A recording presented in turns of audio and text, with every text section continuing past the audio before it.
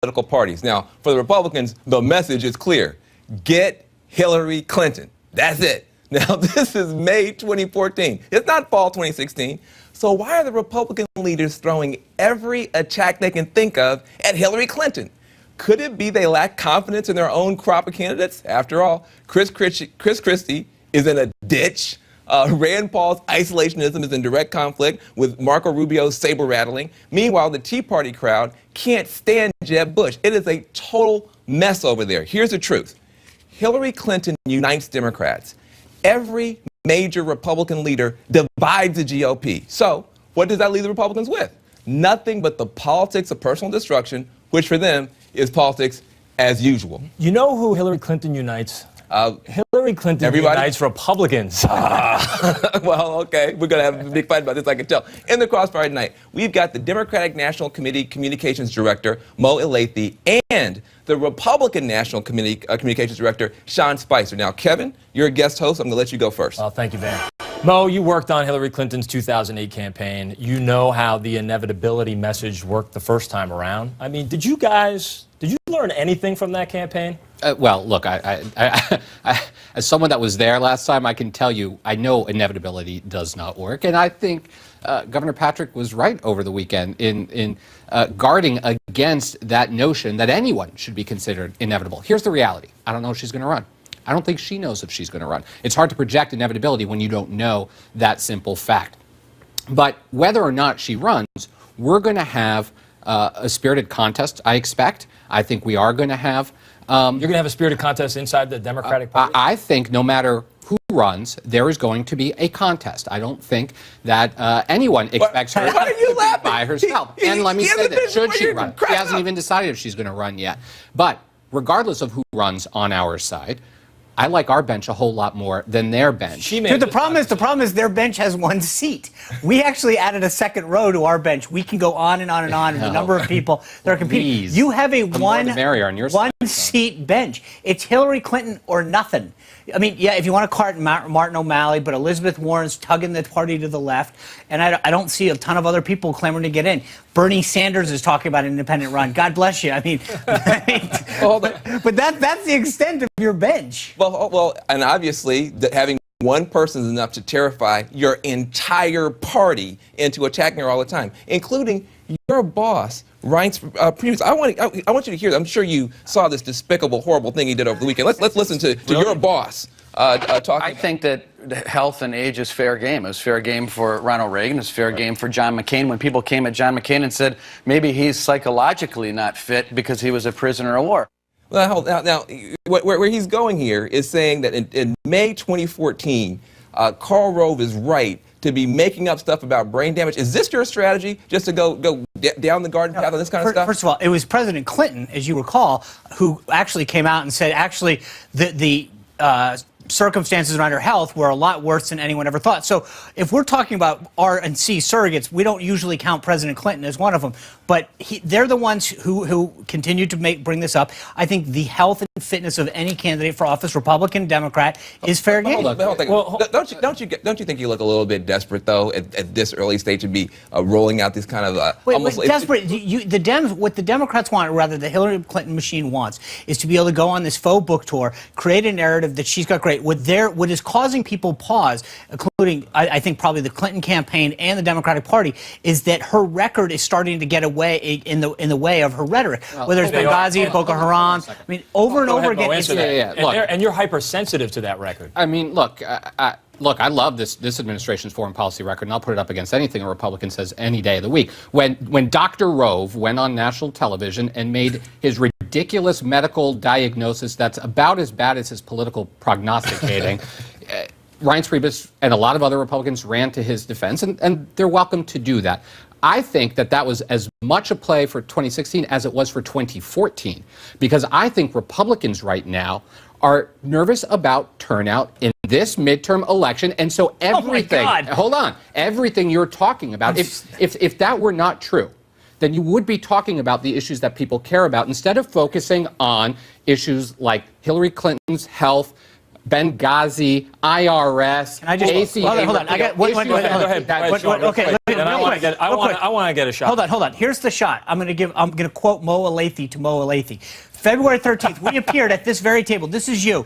I will put my money on the table. The Democrats pick up seats in the House, that we hold the Senate, and we pick up governorships. My money is still on that table. Okay, I will bet anything that you want on that. I will bet you 1 week of wearing a Republican tie to wearing one week of you can't do that. You will lose seats. If it weren't so hideous, I would take you up on that. It's not my color. You will lose seats in the House. I thought you guys had a no tie rule. Real quick, Mo. This is a crucial time in Barack Obama's presidency right now, these last 6 months heading into towards this midterm. The fact that we're talking about Hillary Clinton is a problem for President Obama's White House right now. He can't break through on any of the conversation that he believes is probably crucial to moving his agenda. Well, what does that say about his presidency right now? Oh, I think it says more about the Republican Party that Mo, let me for a second.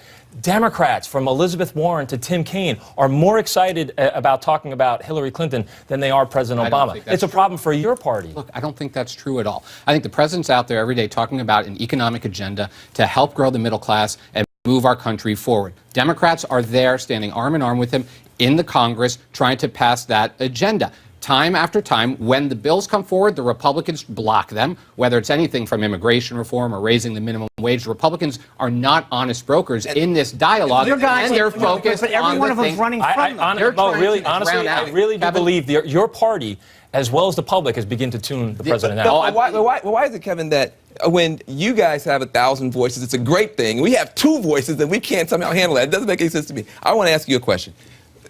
When you think about Hillary Clinton, you guys are saying, have we learned anything? Have we learned anything? The voters in Iowa who didn't like her very much, Washington Post went to Iowa and talked to Democrats who were against Hillary Clinton. Let me tell you the kind of stuff they're saying about Hillary Clinton. They say she's seasoned, capable, smart, decisive, and amazing. Those are the words that are coming up. Can you name one Republican that Iowa voters feel that way about, with that kind of list that we could put up? One Republican. Absolutely. Chris Christie. Chris Christie in the ditch? Can I... You asked for it. I'm going to give you the answer. Ted Cruz, Marco Rubio, Rand Paul, Mike Pence, John Kasich. Hold on. I'm giving you. The problem is you don't like the answer. The problem that you guys. We have a bench that is so deep that we've added a second row to it. And the problem is that you guys don't like the fact you have one candidate. That's it. You've put all your money on one candidate. And unfortunately, as her record continues to come out, it's not good. Let me ask you about this now. You mentioned a bunch of people, all of whom divide the party. The Tea Party doesn't like half the people we just talked about. The establishment is afraid of the other half. How is it that you guys are why don't you talk about your own party and that thing? Why are you spending so much time talking about Sure, I'll be glad to talk about our party. Our party is going to pick up seats in the House. We're going to take the Senate. I mean, for all the talk about everything that's wrong with our party, we're winning. Right now, the Politico did a poll, came out this morning, shows us with a 7-point advantage going in the battleground states. It shows the president with a 40% approval rating. You're underwater on every issue. You're underwater on minimum wage. You're underwater on unemployment insurance. You're underwater on every significant Except issue. For we haven't had a campaign yet. Right, and in every circumstance, when people are asked who they want to elect, it's Republicans, Republicans. Sean is absolutely right. Sean is absolutely right. Smart man. And Democrats have a big problem with Hillary Clinton. It isn't her health or her husband. I'll tell you what it is in a minute. But there's a hint in today's Crossfire quiz. How many bills did Hillary Clinton sponsor while she was in the U.S. Senate? Is it 53, 417, or 713? We'll have the answer when we get back.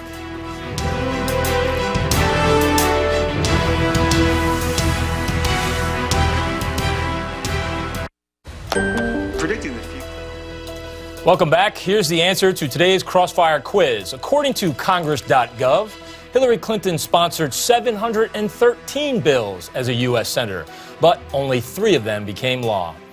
So my Democratic friends are mistaking Hillary Clinton's name recognition for her record. Of course, everyone knows who she is, but can you name anything she's accomplished? She spent 8 years in the White House, 8 years in the Senate, and 4 at the State Department without one signature accomplishment. But you'll find plenty of questions.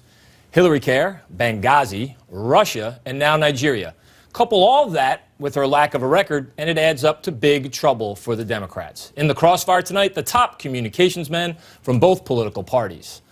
Mo, this is not just me. This is not just Sean saying this. Jen Psaki, who's the State Department spokesperson, when she was asked for one signature accomplishment of Hillary Clinton while she was Secretary of State, she couldn't come up with any answers. Knowing that, what's the bumper sticker for a Hillary Clinton campaign in 2016? Well, I'm not in the bumper sticker design business, but let me tell you, as Secretary of State in the Obama administration, I'm very excited to any day, whether it's in the context of a presidential campaign or not, talk about this president, this administration's foreign policy record, and compare it to the foreign policy record of his predecessor or of those who want to succeed him on the Republican side. When we look at the fact that this administration had worked to bring tougher sanctions on Iran, when this administration worked to bring a ceasefire to violence in between the Israelis and the Palestinians, when this administration negotiated a new START treaty, those are all real things. Take for example to hang Iran. your hat on. Hillary Clinton's State Department was, and if you talk, this is from both sides of the conversation up on Capitol Hill, will tell you that the State Department was an obstacle on some of those sanctions on Iran. No, I don't think that's true at all. I think Hillary Clinton was part of this process from the beginning. I think she has been a partner with this White House from Sean, the jump beginning. in here. Okay, then she owns the Russian reset that was a failure. She owns the failure in Syria. She owns the failure to name Boko Haram a terrorist organization. She owns the failure of Benghazi. You can't have it both ways. All of these things that went wrong on her watch. And to Kevin's point, when Jen was asked point blank, name an accomplishment, they said, we'll get back to you. When they asked the Clintons for one, they talked about reorganization of a department which is riddled in waste and bureaucracy. So they themselves can't name that singular accomplishment. That's a problem. It's not about a bumper sticker. They can't even put a white paper together. I don't think that's true at all. And look, I'm happy to compare the Democratic foreign policy to the Republican foreign policy any day of the week, especially when you look at the fact that of those who are considering a run on the Republican side, you've got people like Rand Paul, who is advocating complete disengagement from the rest of the world, including allies of ours like Israel. When you look at the fact that you've got others out there who are, and this is a serious global issue, denying simple things like climate change. These are global issues. And you guys have a problem, and it's not just the overseas stuff, the foreign policy stuff. You have a problem with domestic policy. You guys have a guy that's your establishment candidate, Tom Tillis, in North Carolina, who just came out and said he wants to abolish the minimum wage. How are you going to deal with a Republican Party that's been pulled so far to the right that now your establishment candidates don't want to have a minimum wage in America? Is that popular? Can I ask a question? Popular? If we're so wrong on issues, how come we're so right in winning? We haven't had a campaign yet, and you actually all of your candidates. Kay Hagan is running away from the president.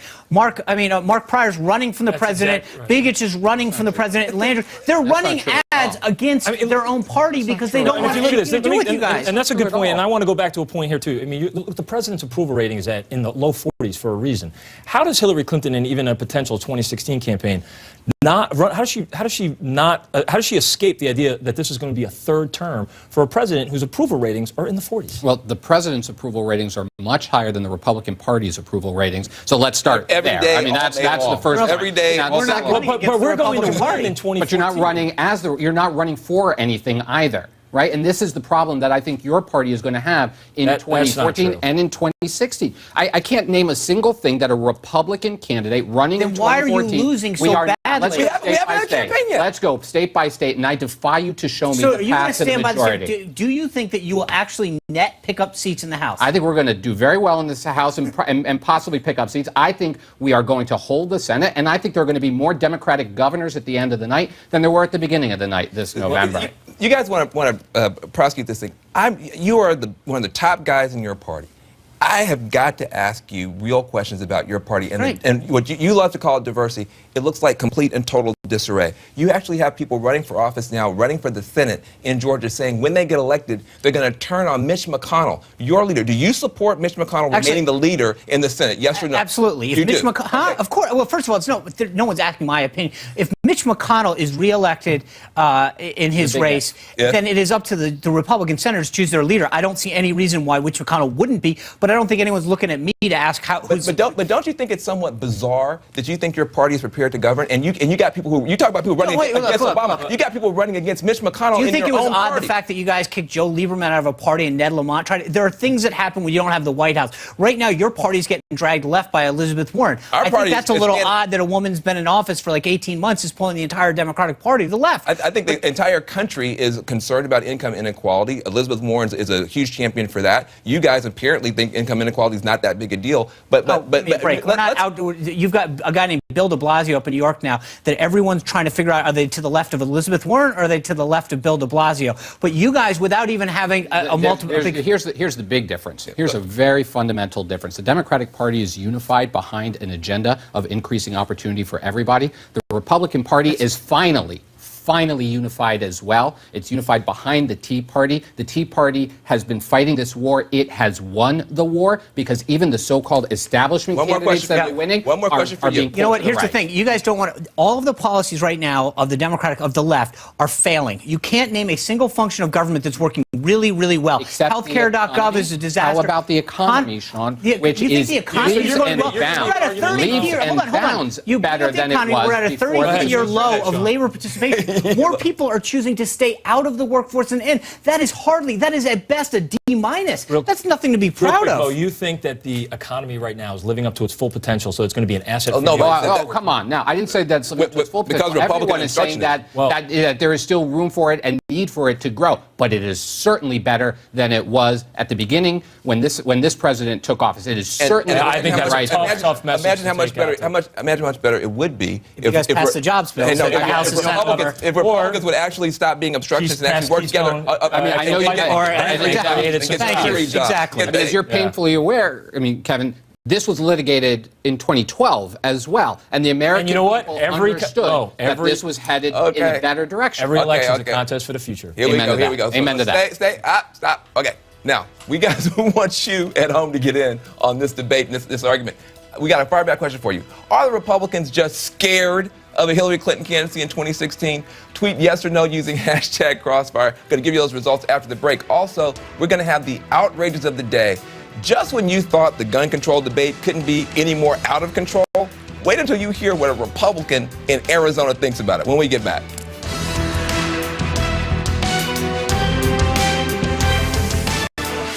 Outrages of the day. Now, here's mine. Regardless of where you stand on the issue of gun control or gun safety, we can all agree that politicizing mass shootings is bad, right? Well, a Republican candidate for Congress in Arizona apparently didn't think so. During a debate on Saturday, Gary Keeney said 99% of all mass shootings are, quote, Democrats pulling out their guns and shooting people. I'm not joking. That actually happened. So, look, fortunately, Keeney issued an apology today. He says he's since learned his information was inaccurate and incorrect, which begs the question, where was he getting the information from in the first place? Now, just so everybody in America knows this, the vast majority of mass shooters in the country are deeply troubled, they're mentally unstable, but they don't have any political affiliation. And 99% of Americans actually know that. Here's my outrage. The 9/11 museum that opened last week in New York is designed to be an educational and historical institution, honoring the victims of those horrific attacks. The New York Times called it emotionally overwhelming. But the museum has fallen short of standards in one area. It has a gift shop, a 9/11 gift shop. It sells trinkets like caps, T-shirts, and mouse pads. There are also earrings, keychains, and even dog vests. According to the New York Post, the mother of a young woman who was lost in the towers on 9/11 described the gift shop as, quote, crass and insensitive. She was being polite. The victim of those attacks deserve a memorial that pays tribute with silence and remembrance, not merchandise. Yeah, you got no argument from me on that one, so thanks. Now listen, let's check on our fireback results. We asked the question, are Republicans just scared of a Hillary Clinton candidacy in 2016? Right now, 72% of you say yes, 28% say no. Now, what do you think of those results? Are you scared? scared? No, I'm not I scared. think you're scared. I don't scare very easily, and I don't think any of Neither our does party. Hillary Do Clinton. I look scared? Like a guy who's We're not scared. No. Well, America thinks you're scared. No. Hillary Clinton's not easily scared. What do you think about these results? Well, I think they couldn't be more thrilled because they want to talk about anything but their own agenda in 2014. So this gives them something else to focus on. So have at it. It's going to be a long 2 years. I want to end on a bipartisan note. These are our Bush socks. Everybody at the table gets a pair. You have I become. couldn't come without fairing gifts. what, you are I want you guys to wear them with pride. You are the cannot swag king. I know. I cannot Terrible. wait. No, see, Better- listen, at least better than the I think, ties. first of all, Come on. I think you just proved Mo's point. You'd rather talk about anything, including Oh, come on. than your record. We want you to get on the bandwagon early. We need. Mo, what happens to the president's approval ratings if he starts wearing these? I think anybody. I think President Obama. We'll send President Obama a pair. Okay. Look, I want to thank Mo and Lathy and also Sean Spicer. The debate will continue online at CNN.com.